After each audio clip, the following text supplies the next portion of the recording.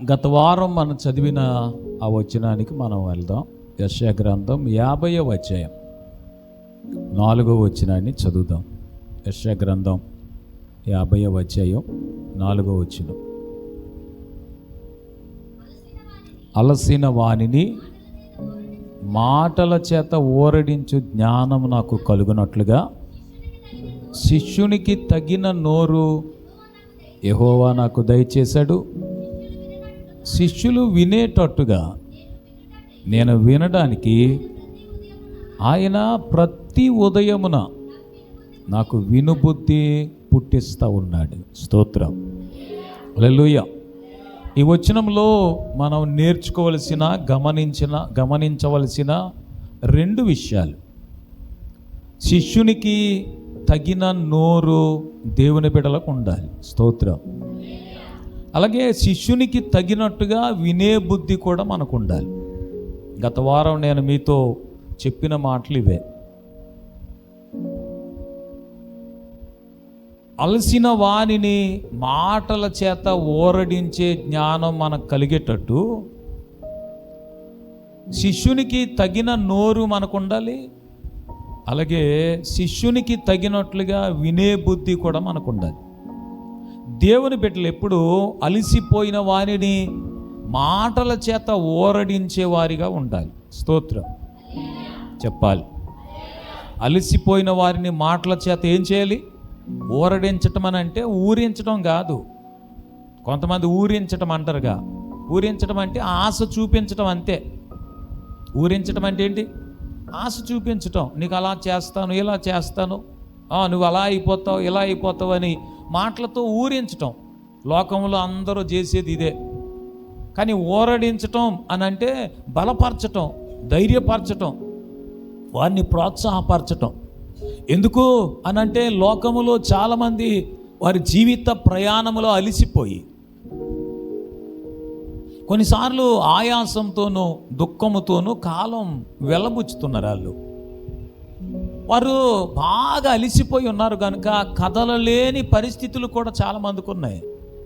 అడుగు తీసి అడుగు వేయలేనంతగా వారి జీవితంలో అలిసిపోయిన వారిగా ఉన్నారు. అలాంటి వారిని దేవుని బిడ్డలు ఓరడించే జ్ఞానం వారికి కలిగేటట్టుగా శిష్యునికి తగిన నోరు దేవుని బిడ్డలకు ఉండాలి. ప్రతి ఉదయం దేవుని మాటలు విని ఇలా అలసిపోయిన వారిని మాటల చేత ఓరడించగలిగేటట్టుగా వినే బుద్ధి కూడా దేవుని బిడ్డలకు ఉండాలి. స్తోత్రం చెప్పండి. పక్క వాళ్ళతో హల్లెలూయా చెప్పమనలేదు నేను. చెప్పండి, పక్క వాళ్ళకి సెకండ్ ఇవ్వండి. శిష్యునికి తగిన నోరు మనకు ఉండాలి అని చెప్పండి. ప్రతి ఉదయం దేవుని మాటలు వినేటట్టుగా వినే బుద్ధి మనకు ఉండాలని చెప్పండి. కొంతమంది ఎందుకో ఈ రెండు మాటలు చెప్పడానికి ఇష్టపడట్లేదు. చెప్పండి పక్క వాళ్ళకి.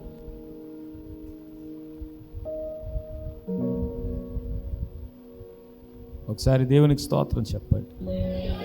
హల్లెలూయా. గత వారం నేను మీతో ఈ సంగతులు మాట్లాడాను. ఆశ కలిగిన వారు మన యూట్యూబ్ ఛానల్లోకి వెళ్తే ఆ ప్రసంగాన్ని మరలా వినొచ్చు. ఓకే, ఈ దినం దేవుని వాక్యాన్ని మరలా ఈ వచనంలో నుంచే మనం మాట్లాడబోతున్నాం, వినబోతున్నాం. సమూయేలు 2వ గ్రంథం 17వ అధ్యాయం మొదటి నుంచి కొన్ని మాటలు మనం చదువుదాం. సమూయేలు 2వ గ్రంథం 17వ అధ్యాయం మొదటి నుంచి కొన్ని మాటలు చదువుదాం. దావీదు అలసట నొంది బలహీనముగా ఉన్నాడు గనుక నేను అతని మీద పడి అతనిని బెదిరించి అతని యొద్దనున్న జనులందరూ చెదరిపోతారు. రాజును మాత్రం హతము చేసి జనులందరినీ నీ తట్టు త్రిప్పెదను.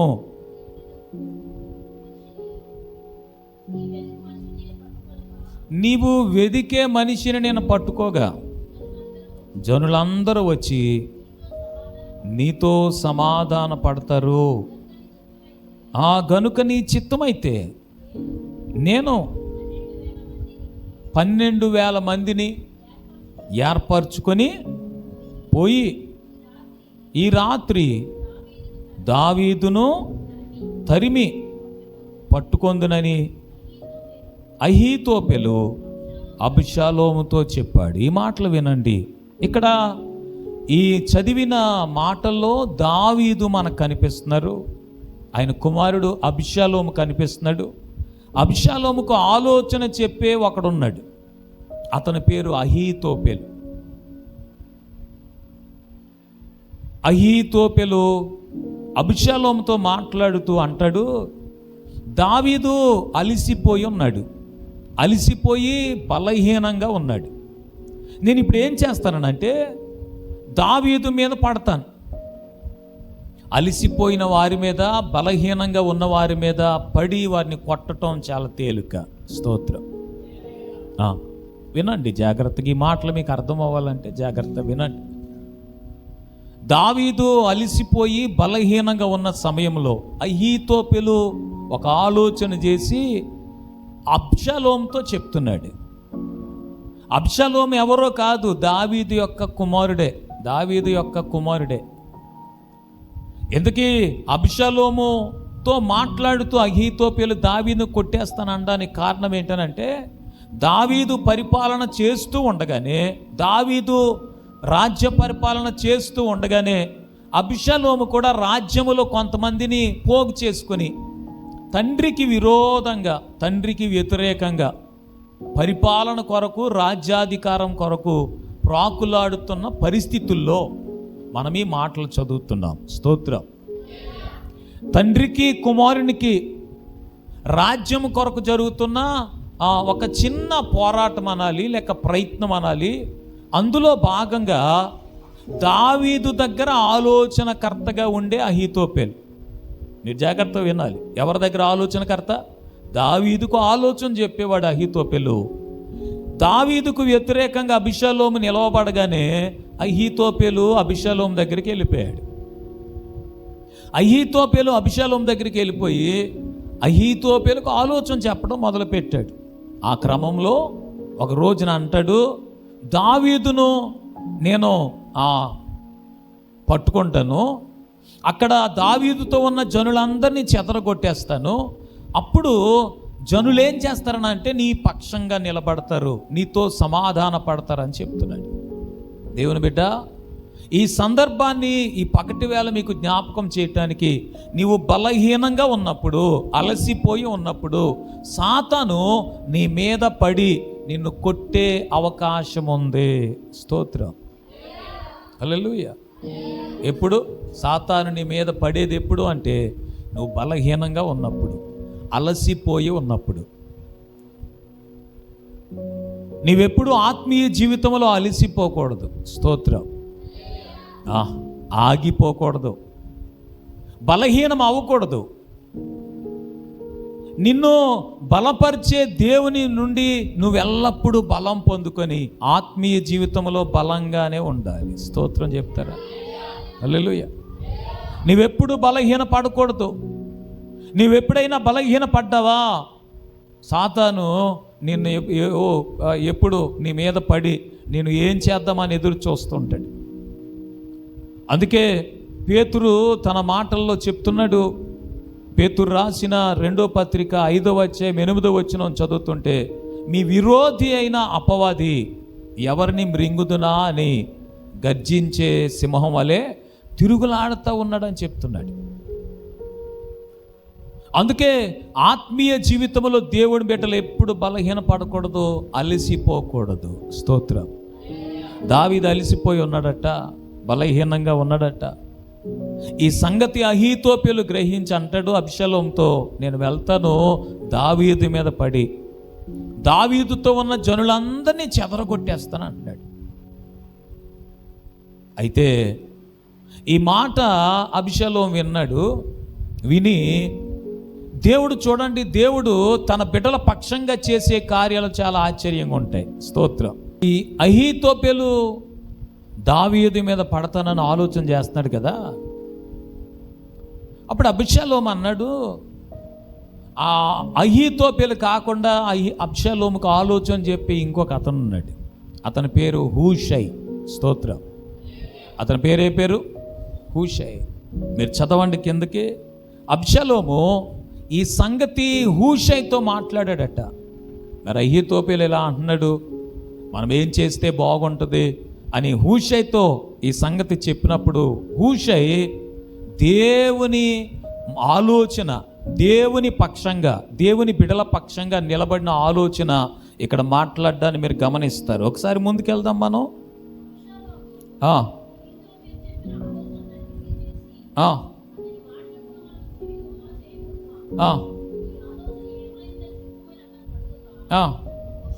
హూషై అబ్షాలోముతో ఇట్టన్నాడు, ఈసారి అహీతోపెలు చెప్పిన ఆలోచన మంచిది కాదు. నీ తండ్రి అతనితో ఉన్న ప్రజలు బలాఢ్యులు, యుద్ధములో పరాక్రమవంతులని హూషై మాట్లాడిన మాటల కింద చదువుతారు. ఒకసారి చేతులెత్తి స్తోత్రం చెప్తారా? హల్లెలూయా. నిజంగానే దావీదు బలహీనంగా ఉన్నాడు, అలసిపోయాడు. కానీ ఇక్కడ దేవుడు హూషైని దావీదు పక్షంగా మాట్లాడడానికి ఇక్కడ ఏర్పాటు చేశాడు. స్తోత్రం చెప్పాలి ఒకసారి మంచిగా. కొన్నిసార్లు ఎందుకో దేవుడు తన ప్రజల పక్షంగా మాట్లాడడానికి, ప్రజల పక్షంగా నిలబడడానికి కనీసం కొంతమందినైనా ఉంచుతాడు. స్తోత్రం చెప్తారా? చెప్పాలి ఒకసారి మంచిగా. దావీదు బలహీనంగా ఉన్నాడు, అలసిపోయాడు అని తెలిసి అహీతోపెలు అంటాడు, 12,000 మందిని తీసుకుని వెళ్ళి నేను దావీదు మీద పడతాను, అతనితో ఉన్న జనులందరినీ చెదరగొట్టేస్తాను, దావీదును పట్టుకొని తీసుకొని వచ్చి నీకు అప్పచెప్తాను అంటున్నాడు అబ్షాలోముతో. అబ్షాలోము అహీతోపెలు ఏం చెప్పినా వింటాడు. అహీతోపెలు అంత గొప్ప ఆలోచన పరుడు. అహీతోపెలు ఏదైనా ఒక ప్లాన్ గీస్తే అసలు ఆ ప్లాను ఇక దాంట్లో తిరుగు ఉండదు. అలాంటి అహీతోపెలు చెప్పిన మాటకు అబ్షాలోము అంటాడు, హూషై దగ్గరికి వెళ్ళి అహీతోపెలు ఇలా అంటున్నాడు, మరి ఈ విషయంలో మనం ఏం చేద్దాం అంటారనంటే, దేవుడు హూషైని అక్కడ నిలవబెట్టి వాడుకుంటున్నాడు. హూషై అంటాడు, నీ తండ్రి అయిన దావీదు అతనితో ఉన్న జనులు పరాక్రమవంతులు, బలాఢ్యులు, వారితో పెట్టుకోవద్దు అని చెప్తున్నాడు. స్తోత్రం. ఈ సమయంలో అహీతోపెలు చెప్పిన ఆలోచన మంచిది కాదు. అయితే మీరు ఆ సంగతులన్నీ చదివితే నిజంగానే దావీదు అలసిపోయిన వాడు, నిజంగానే దావీదు బలహీనంగా ఉన్నాడు. ఆ సమయంలో బలహీనంగానూ అలసిపోయి ఉన్న సమయాల్లో సాతాను నీ ఆనుపాను చూసి నీ మీద ఏ రూపంలోనైనా, ఏ మార్గంలోనైనా, ఏ విధంగానైనా నీ మీద పడి నిన్ను ఇంకా బలహీనపరచాలని, నిన్ను కొన్నిసార్లు నీ జీవితాన్ని నాశనం చేయాలని వాడు ఎన్ని ప్రయత్నాలైనా చేస్తాడు.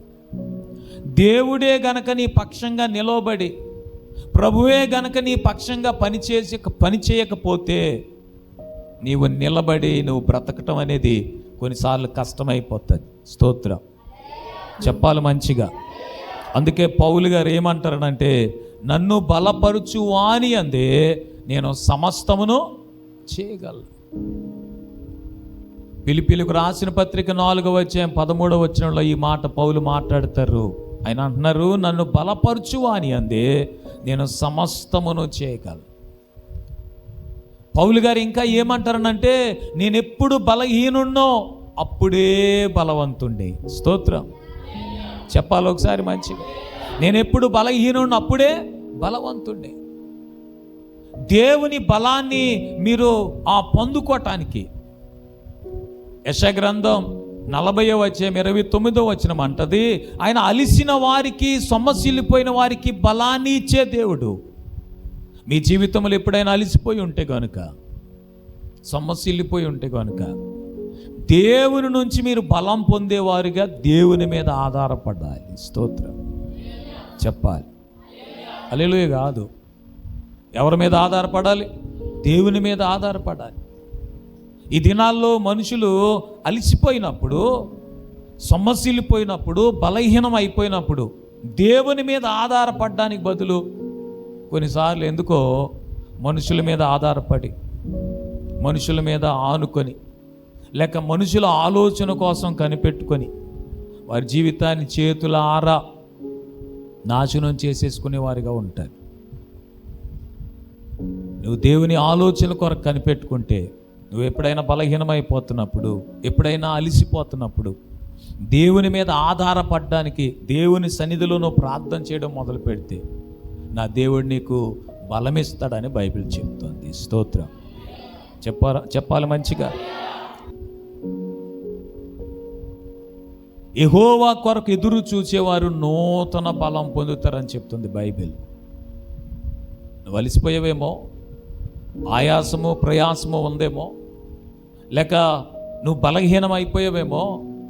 నీ బలహీన సమయాల్లో, నీ అలసిపోయిన సమయాల్లో, సొమ్మసిల్లిపోతున్న సమయాల్లో నువ్వు దేవుని సన్నిధిలో ఆయన కొరకు కనిపెట్టుకుంటే నీకు ఒక నూతనమైన బలాన్ని నా ప్రభు ఇస్తాడు.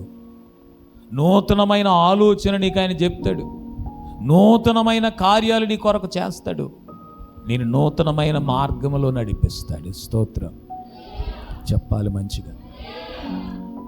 ఆయనట అసలు ఇక ఆశ లేని, ఇక అవకాశాలే లేని, ఇక అంతా అయిపోయిన, సొమ్మసిల్లిపోయిన పరిస్థితుల్లో నుంచి ఒక నూతనమైన కార్యాన్ని ఆయన జరిగించగలడని చెప్పటానికి ఎల్లప్పుడూ ఇర్మియా మాట్లాడుతున్న ఈ మాటలు మనకెంతో ప్రోత్సాహకరంగా ఉంటాయి. స్తోత్రం. చెప్పాలి మంచిగా. ఇర్మియా మాట్లాడుతున్న మాటలు విలాప వాక్యముల గ్రంథం 3వ అధ్యాయం, విలాప వాక్యముల గ్రంథం 3వ అధ్యాయం 17 నుంచి కొన్ని మాటలు చదివితే, నెమ్మదికి నాకు ఆయన బహు దూరం చేసి ఉన్నాడు, మేలు ఎట్టిదో నేను మరిచి ఉన్నాను, నాకు బలము ఊడిగను అనుకున్నాను, యెహోవా యందు నాకు ఇక ఆశలు లేవనుకున్నాను, నా శ్రమను నా దురవస్థను నేను త్రాగిన మాచిపత్రిని చేదును జ్ఞాపకము చేసుకో అని ఈ మాటలు ఇర్మియా మాట్లాడుతూ ఉన్నాడు. నా బలము ఉడిగిపోయింది, యెహోవా యందు నాకు ఇక ఆశలు లేవు, ఇక దేవునిలో నాకు ఆశలు ఏమి లేవు అని అనుకున్నాను నేను అంటున్నాడు. ఆ కిందకు మీరు చదివితే, దేవుడు కృప కలిగిన వాడు, యెహోవా కృపగలవాడు అనే జ్ఞాపకం చేసుకోగానే ఈయనకట మరలా ఆశలు పుడుతున్నాయట. స్తోత్రం. నిజంగా దేవునిలో మీరు బలం పొందాలని ఆశ ఉంటే గనుక ఆయన కొరకు కనిపెట్టుకుంటే నూతనమైన బలాన్ని ప్రభు ఇస్తాడని చెప్తుంది వాక్యం. స్తోత్రం. చెప్పాలి మంచిగా. ఈరోజు మీరు ఒక్క విషయం గమనించి నేర్చుకుని వెళ్ళాలి. మీరు అలిసిపోయి ఉన్నప్పుడు, బలహీనంగా ఉన్నప్పుడు సాతాను మీ మీద దాడి చేయగలడు. మీ మీద దాడి చేయటానికి సాతానుకు అవకాశం ఎప్పుడు దొరుకుతుందంటే మీరు బలహీనంగానూ అలిసిపోయి ఉన్నప్పుడు. అంటే పని అంతా చేసేసి ఎమటలు చేసుకుని ఇంకా లేవలేని స్థితిలో బాబోయ్ అలిసిపోయాను అన్నప్పుడు కాదు. ప్రార్థన లేదు, భక్తి లేదు, వాక్యం వినరు, వాక్య ప్రకారంగా బతకరు, ఆత్మీయ జీవితంలో ఇంకా పూర్తిగా బలహీనం అయిపోయారు అనుకోండి. అప్పుడు సాతానుగాడు మిమ్మల్ని మీ మీద పడతాడు, దాడి చేస్తాడు, వాడు ఏదైనా చేస్తాడు. ఇక ప్రార్థన చేయలేనంతగా అలిసిపోయారు అనుకోండి, వాక్యం వినడానికి అలిసిపోతున్నారు అనుకోండి. అదే సోది కబుర్లు వినడానికి అలిసిపోరు మనుషులు, తెలుసా మీకు? అంటే మీకు తెలియదేమో అని చెప్తున్నా. అమ్మలు అక్కలు బాగా వినడానికి, మాట్లాడడానికి బాగా తెలిసిన వారు కదా. కొంతమంది ఊరకనే కబుర్లు ఆడడానికి, ఎవరైనా చెప్పేదాన్ని వినడానికి అలిసిపోరు, కానీ వాక్యం వినేటప్పుడు అలిసిపోతారు. ఎంత అలిసిపోతారంటే ఒక్క 10 నిమిషాలు కూడా వాక్యానికి చెవి ఇవ్వలేనంత అలసట పొందుతారు. వినండి, అలసిన వాణిని మాటల చేత ఓరడించే జ్ఞానం మీకు కలగాలంటే మొట్టమొదట మీకు శిష్యునికి తగిన నోరు ఉండాలి. ప్రతిరోజు ఆయన మాటలు వినేటట్టుగా మీకు వినే బుద్ధి ఉండాలి. స్తోత్రం. ఏ మాటలు వినే బుద్ధి? దేవుని మాటలు వినే బుద్ధి మీకు ఉండాలి. చాలామందికి వినే బుద్ధి ఉంటుంది. ఏ మాటలు అనుకుంటున్నారు? చెప్పుడు మాటలు వినే బుద్ధి, లేనిపోని మాటలు వినే బుద్ధి, వారి మీద వీరి మీద మాట్లాడుకునే మాటలు వినే బుద్ధి కదా. లోకంలో ఉన్నదంతా ఏంటండి? వారిని వాళ్ళు చూసుకోరు, కానీ నీకు ఫలానా వారి సంగతి తెలుసా అని చెప్తే చాలు చెవులు పెద్దవి చేసుకుని వింటారు. పక్కింట్లో రాత్రి ఏంటి శబ్దాలు అని అంటే భార్య భర్తలు ఇద్దరు చెంబించుకుని ఒకరు బిందించుకుని ఒకరు కొట్టేసుకున్నారంట అని భార్య భర్తలు గొడవ కోసం చెప్తుంటే ఈవిడి పెద్ద చెవులు చేసుకుని వింటుంటుంది. దేవుని బిడ్డలకు అలాంటి బుద్ధి కాదు, దేవుని వాక్యం వినే బుద్ధి ఉండాలి. స్తోత్రం చెప్పాలి ఒకసారి మంచిగా. హల్లెలూయా. సాతానుగాడు మీ మీద దాడి చేసే సమయం ఏది చెప్పండి పక్క వాళ్ళతో. మనలో ఎవ్వరం సాతానుగాడికి ఎక్కువేం కాదు. బలహీనం పడ్డామా వాడు ఏదో ఒక విధంగా మన మీద దాడి చేయడానికి ప్రయత్నం చేస్తాడు. అందుకే మనం ఎప్పుడు బలహీనంగా ఉండకూడదు. స్తోత్రం చెప్పాలి మంచిగా. ఏమైపోకూడదు? మనం ఎప్పుడు అలిసిపోకూడదు. ఒకవేళ నిజంగానే అలసట ఉంది, నిజంగానే సొమ్మసిల్లిపోయారు, నిజంగానే అలసటతో ఉన్నారు, ప్రభు పిలుస్తున్నాడు, ప్రయాసపడి భారము మోసుకొంచున్న సమస్త జనులారా ఎక్కడికి రండి? నా యొద్దకు రండి, నేను మీకు విశ్రాంతి ఇస్తాను. నిజంగానే పరిగెత్తలేకపోతున్నారు, నిజంగానే ప్రార్థన చేయలేకపోతున్నారు, నిజంగానే బలహీనం అయిపోయారు, అయితే ప్రభు సన్నిధిలోకి వెళ్ళిపోతే ఆయన మనకు బలమిస్తాడు, విశ్రాంతి ఇస్తాడు. స్తోత్రం చెప్పాలి మంచిగా. రెండోది, అలసిపోయిన వారు,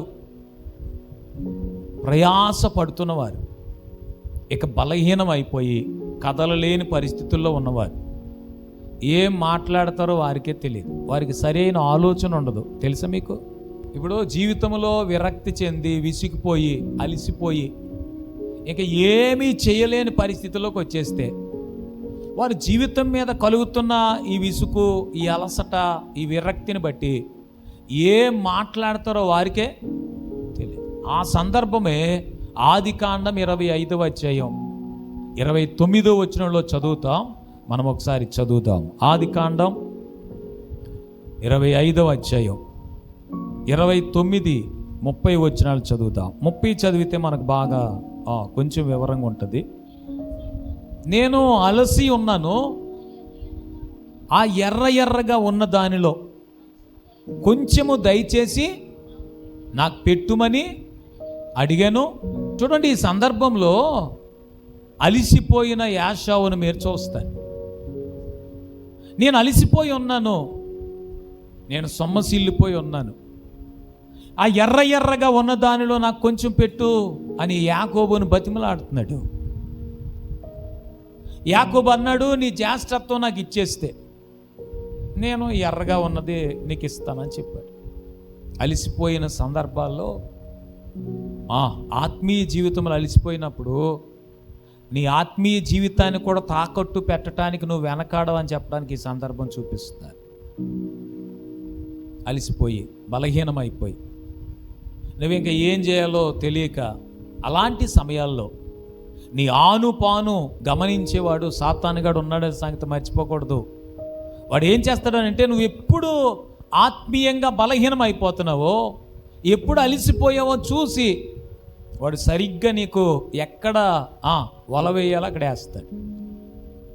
ఈ ఆశ వచ్చి అంటాడు, నేను చనిపోయేలాగా ఉన్నాను, నా ప్రాణం పోతుంది, ఆ ఎర్రగా ఉన్నది నాకు పెట్టు అని అంటే, నీ జ్యేష్ఠత్వం నాకు ఇచ్చేస్తావా? యాషవ్ అన్నాడు, నేను చనిపోయేలాగా ఉన్నాను కదా, నా జ్యేష్ఠత్వం నాకు ఎందుకు? వినండి, నువ్వు ఎప్పుడైనా ఆత్మీయ జీవితంలో బలహీనం అయిపోతే, అలిసిపోతే నువ్వేం చేస్తావో నీకే తెలియదు. లోకంలో కలిసిపోవచ్చు, లేక లోకస్తులతో కలిసిపోవచ్చు. నీ ఆత్మీయ జీవితాన్ని తాకట్టు పెట్టేసి నువ్వు ఎవ్వరి వెనకాలైనా వెళ్ళిపోవచ్చు.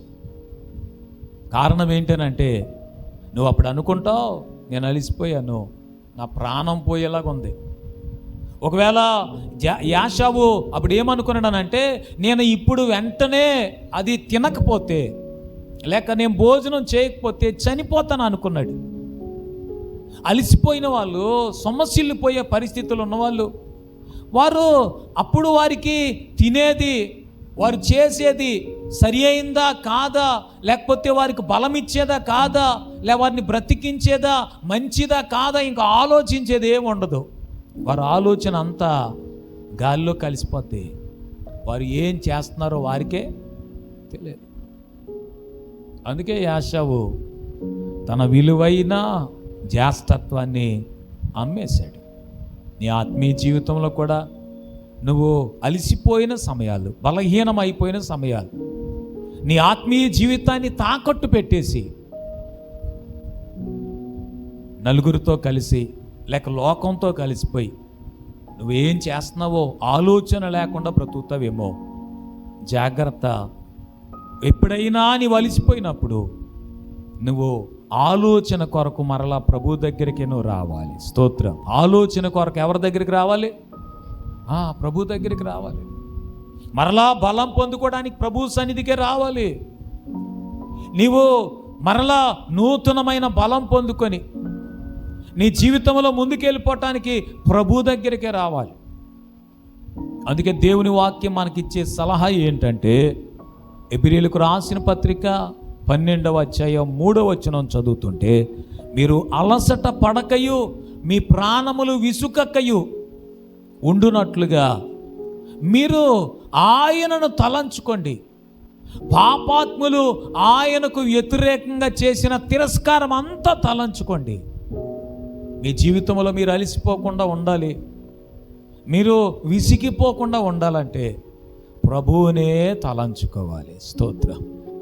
హల్లెలూయా. చెప్పండి ఒకసారి మంచిగా, హల్లెలూయా. మీ జీవితంలో అలసట పడకుండా, మీ ప్రాణాలు విసిగిపోకుండా ఉండాలంటే ప్రభువునే తలంచుకోవాలి. స్తోత్రం. హల్లెలూయా. సిలువలో నా ప్రభు ఎంత శ్రమ పొందినా కొంచెము కూడా అలసిపోలేదండి.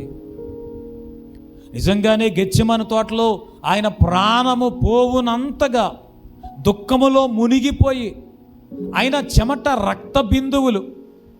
రక్తం చెమట బిందువుల వలె ఆయన శరీరములో నుంచి బయటకు వచ్చి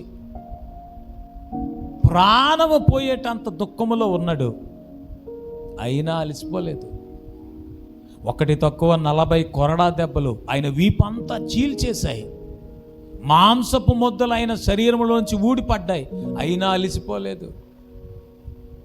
ఆయన దూషిస్తున్నారు, హింసిస్తున్నారు, బాధ పెడుతున్నారు.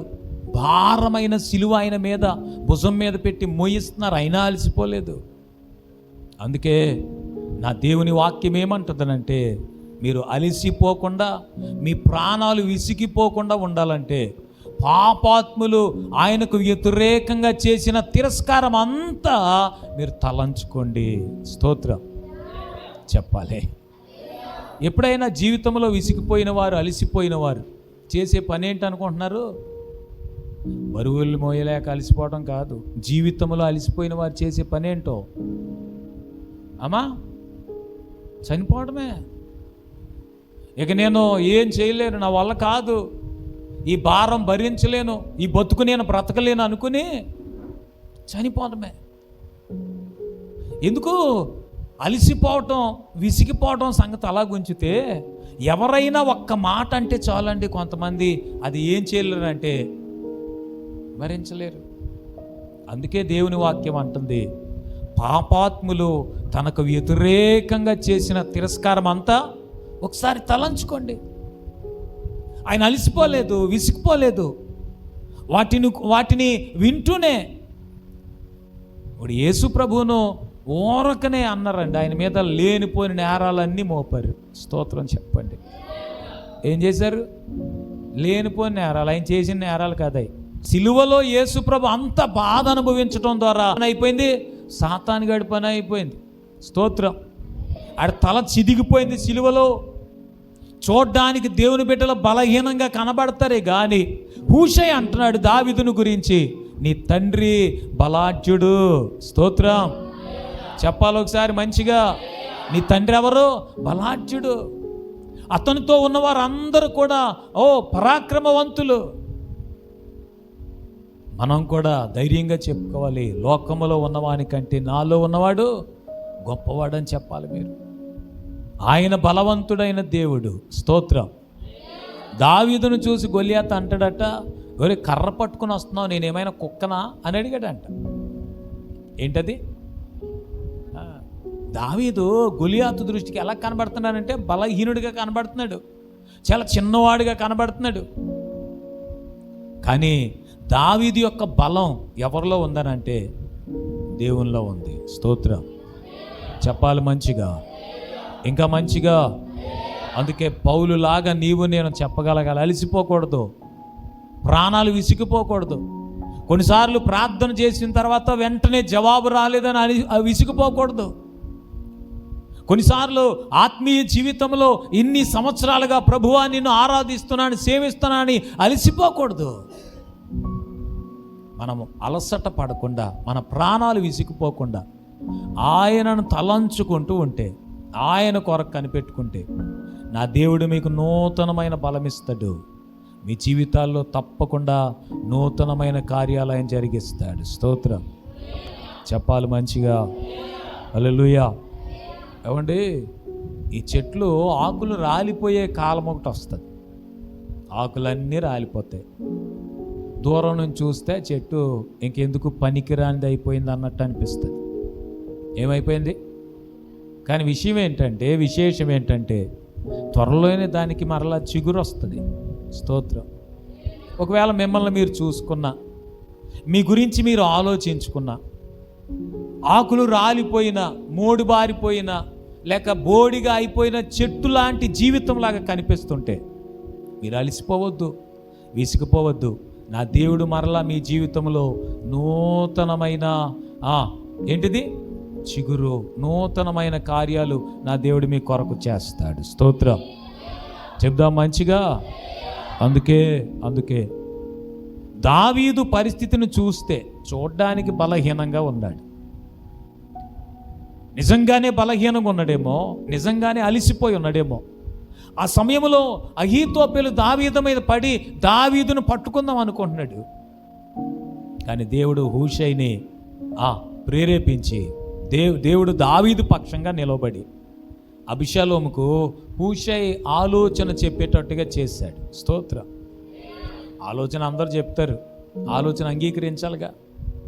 కానీ విశేషం ఏంటంటే అబ్షాలోము ఎప్పుడు అహీతోపెలు ఆలోచనే వినేవాడు, కానీ ఆ సమయంలో హూషై చెప్పినట్టుగా చేశాడు. స్తోత్రం చెప్పాలి మంచిగా.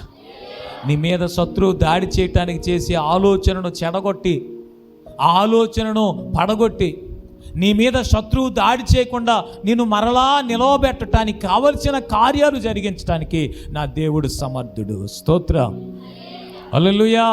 కనుక దేవుని బిడ్డ, నీ జీవితంలో ఉన్న పరిస్థితులను బట్టి అలసిపోవద్దు. హల్లెలూయా. ఇప్పుడు ఎప్పుడైనా యోబు గురించి ఆలోచించారా?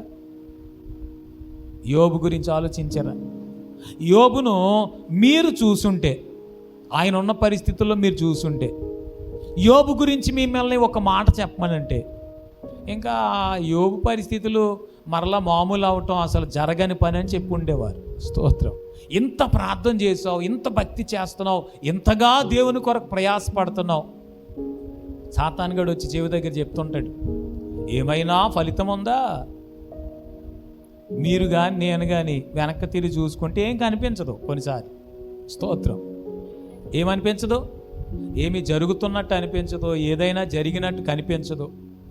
అప్పుడు అదే నిజమనేసుకుని వెంటనే దేవుణ్ణి పక్కనెట్టాయి, ఏం చేయి, ఆయనను దూరంగా నెట్టే.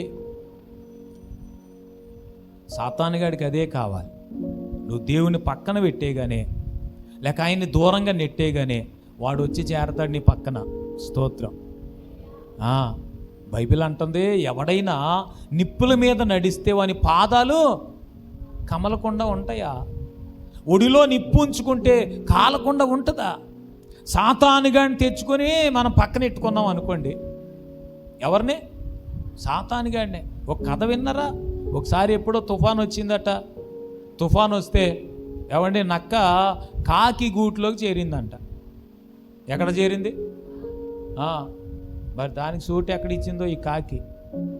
ఈ నక్క రాత్రులు ఈ కాకి గుడ్లన్నీ కర్ర కర్ర నవ్వులతో ఉండేదంట. ఈ కాకి అడిగిందంట ఒక రోజు నక్కని, నక్క బావ ఏంటి తింటున్నావు అంటే, నేను మొన్న జంతికలు చేసుకున్నాను, మా అమ్మ సారెట్టింది నాకు జంతికలు, ఆ జంతికలు తింటున్నాను అన్నదంట. తెల్లవారు లేచి చూసేసరికి కాకి గుడ్లు ఉండి కదంట. కొన్నిసార్లు సాతాను కానీ తెచ్చి పక్కన పెట్టుకుంటే అడేం చేస్తాడు? రైతు పాము పిల్లను పెంచిన కథ ఉంటుంది. పాలు పోసి పెంచాడంట, కానీ ఆ పాము ఏం చేసింది? ఒక రోజున రైతు మీదకే బొస్ కొట్టిందంట అండి. సాతాను కానీ తెచ్చిపెట్టుకుంటే ఎప్పటికైనా నేను నాశనం చేసేస్తాడు వాళ్ళు.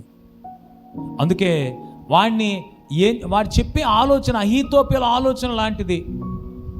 నిన్ను చెడగొట్టి పడగొట్టి బలహీనపరిచి నీ పక్కన చేరడానికి చేసే ఆలోచనను జాగ్రత్తగా గమనించి ప్రభు సన్నిధిలో ప్రభు ఆలోచన కొరకు కనిపెట్టుకోవాలి నీవు. స్తోత్రం, హల్లెలూయా.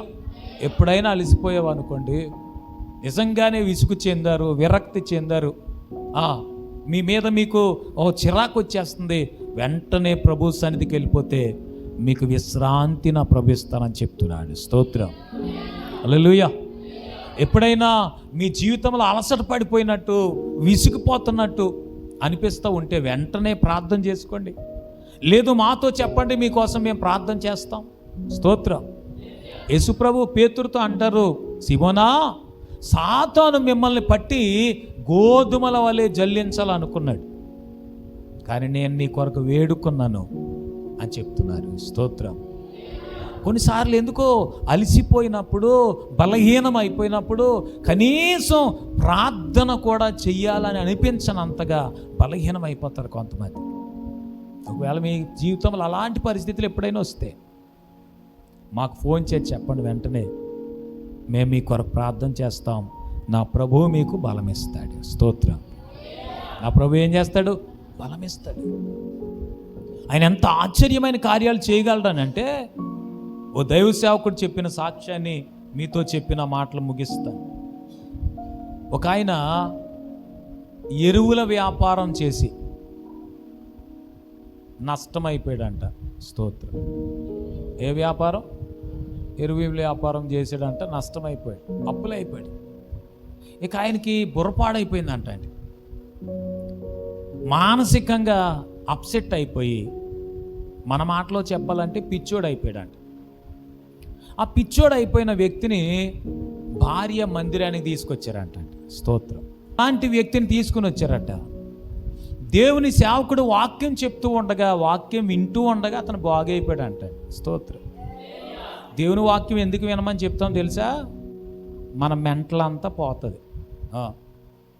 అలాగున దేవుని మందిరానికి వచ్చిన వ్యక్తి దేవుని వాక్యం వింటుండగా బాగైపోయాడు అంటాడు. నిజంగానే లోకంలో ఉన్నప్పుడు ఎలా బ్రతకాలో తెలియదు మనకి, ఎలా ఉండాలో మనకు తెలియదు. దేవుని వాక్యం మనల్ని బాగు చేసింది. స్తోత్రం. అందుకే వాక్యం వినమని చెప్తాం. మీరైనా నేనైనా వాక్యం మనల్ని బాగు చేస్తుంది. మనం చేసే పని ఏంటి? అన్నీ బాగా వింటాం కానీ వాక్యం ఒకటి వినం, అది వచ్చింది. స్తోత్రం. అందుకే మందిరానికి వస్తాం కానీ కొంచెం కూడా బాగోకుండా వెళ్ళిపోతాం. అప్పుడు ఎలా ఉంటుందని మనం చేసే కంప్లైంట్, సైకిల్ షాప్ దగ్గర సైకిల్ పట్టుకెళ్ళి ఆ సౌండ్ ఏం మారకుండా మళ్ళీ తెచ్చేసుకుని ఆ షాప్ అతను సరిగా నా సైకిల్ బాగు చేయలేదని చెప్పినట్టు ఉంటుంది. వాక్యం వింటూ ఉంటే వాక్యములో దేవుని శక్తి ఉంది, ఆ శక్తి మనల్ని బాగు చేస్తుంది. స్తోత్రం. అతను బాగైపోయాడు అంటండి, వాక్యం వింటుండగా బాగైపోయాడు. బాగైపోయిన తర్వాత ఒక రోజున పాస్టర్ గారి దగ్గరికి వచ్చి చెప్తున్నాడంట, అయ్యా నేను ప్రార్థన చేసుకుంటుంటే దేవుడు నన్ను ఉప్పు వ్యాపారం చేయమని చెప్పాడంట. పాస్టర్ గారికి డౌట్ వచ్చిందంట. ఎందుకనంటే మందిరానికి వచ్చినప్పుడు అతను మానసికంగా దెబ్బతినేసి, అతని మానసిక స్థితి చెడిపోయి, అతనంతా పరిస్థితులన్నీ దుర్భరంగా అయిపోయి వచ్చాడు. అప్పుడు అన్నాడట, మీరు బాగానే ఉన్నారా అని అంటే, నేను బాగానే ఉన్నానండి. వాక్యం చదువుతుంటే మీరు లోకమునకు ఉప్పై ఉన్నారు అని దేవుని వాక్యం నాకు కనబడింది. దేవుడు ప్రభువు నన్ను ఉప్పు వ్యాపారం చేయమంటున్నారని చెప్పాడంట. స్తోత్రం. దేవుడే నిజంగా ప్రేరేపిస్తే మీరు మొదలు పెట్టండి అని చెప్పారంట. ఆయన ఉప్పు వ్యాపారం మొదలుపెట్టాడంట. 2,000 రూపాయలతో మొదలుపెట్టాడు. త్వరలోనే 50,000 రూపాయల ఉప్పు స్టాక్ వేసేటంత పెద్ద వ్యాపారం అయిపోయిందంట. స్తోత్రం, హల్లెలూయా. అంత పెద్ద వ్యాపారం అయిపోయింది. ఆ ఉప్పు సముద్రం ఒడ్డున స్టాక్ వేస్తారటండి, గొడవను కట్టడానికి. ఈయన ఒక రోజున సముద్రం ఉత్సాహం ఎక్కువైపోయి పొంగిపోయి ఈ గొడవంలోకి నీరు వచ్చేసి ఉప్పు అంతా కరిగిపోయిందంట. ఈ వార్త పాస్టర్ గారికి తెలిసింది. పాస్టర్ గారు చాలా కంగారు పడిపోయి ఆయన కారు వేసుకుని గొడవం దగ్గరికి వెళ్ళారంట. గొడవంలో ఈయన సంతోషంగా నవ్వుకుంటూ గంతులు వేస్తూ గొడవంలో ఈ చివరి నుంచి ఆ చివరికి. పాస్టర్ గారు అనుకున్నారంట అసలే దెబ్బ అయిపోయి వచ్చాడు. అప్పుడు ఈయన ఈ దేవుని స్తుతిస్తూ ఆరాధిస్తూ ఆ గొడవంలో తిరుగుతుంటే పాస్టర్ గారికి మళ్ళీ డౌట్ వచ్చిందంట. అసలే దెబ్బ అయిపోయి వచ్చాడు, బాగయ్యాడు, వ్యాపారం మొదలెడితే మళ్ళీ ఇలాగైపోయింది, మున్పటి కంటే ఇంకా పెద్ద మెంటలోడు అయిపోయి ఉంటాడు అనుకున్నాడంట. చెప్పండి, పాస్టర్ గారికి నిజంగా డౌట్ వచ్చిందంట. డౌట్ వచ్చి ఆయన దగ్గరికి వెళ్ళి ఇలాగ అంటున్నారంట. ఉదాహరణకి అతని పేరే సుబ్బారావు అనుకుందాం.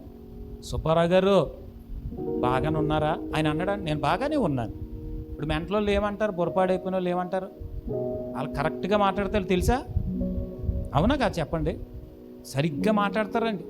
సుబ్బారావు గారు బాగున్నారండి, నేను బాగున్నాను అన్నాడంటే ఆయన.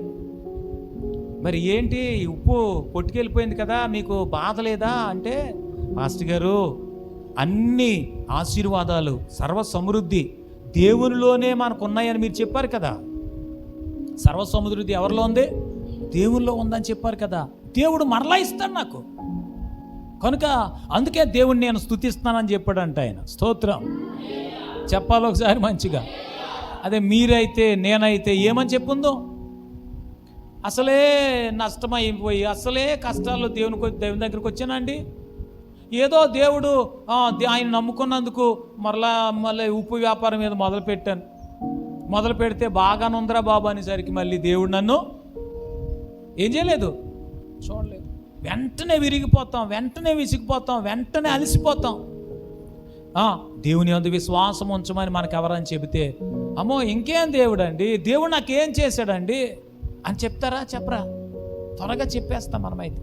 ఆయన అలసిపోలేదంట. స్తోత్రం చెప్పాలి మంచిగా. మరలా మొదలు పెట్టాడటండి ఉప్పు వ్యాపారమే. అది బాగా అభివృద్ధి చెందింది. తర్వాత ఆయన వ్యాపారం ఉప్పు వ్యాపారంలో నుంచి గడియారాలు తయారు చేసే వ్యాపారం కూడా మొదలెట్టాడండి. స్తోత్రం. ఇక ఆ వ్యాపారం డెవలప్ అయిపోయి ఇతర దేశాలకు కూడా వెళ్ళాడంటండి ఆయన. పాస్టర్ గారు ఆయన సాక్ష్యాన్ని రాసుకుంటూ పుస్తకంలో చెప్తున్నాడు ఏమనంటే, నాతో పాటు ఆయన ఈ మధ్యకాలంలో నాతో పాటు వేరే దేశానికి కూడా వచ్చాడని చెప్తున్నాడు. ఎక్కడికి వెళ్తున్నాడంటే బిజినెస్ పని మీద వెళ్తున్నాను పాస్టర్ గారు.